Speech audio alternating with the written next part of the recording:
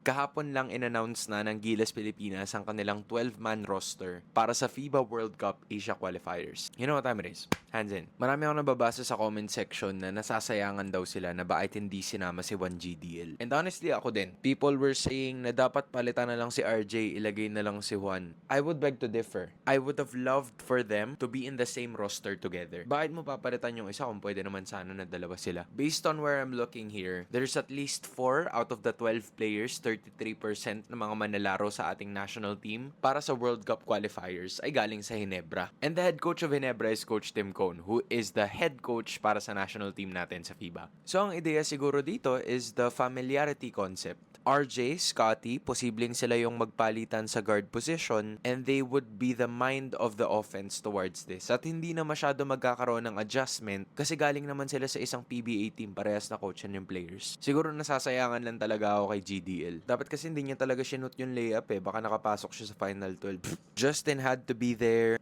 AJ is stepping up dahil maraming ang injured players. Junmar is a usual classic. Pero again, di natin alam kung gaano siya katagal. I'm happy for QMB though. QMB is gonna be making his debut para sa Gilas. Sana lang mababad siya. Kasi ang ikot lang naman yan, Edu, Japet, Junmar, QMB. Yun lang yung apat natin big. Sana talaga mababad si QMB. Newsom's there, Perez is there, KQ's there, Dwight's there, Carl's there, Scotty's there. Not really much of a question there. I would say na pwede sanang ipasok si Juan para kay Japet, pero kukulangin tayo sa size. So I think it really was a tough decision. Kaya siguro nila pinipin si RJ tsaka si Juan against each other. Baka kaya ganun. Pero what do you guys think of the lineup dito ng Gilas?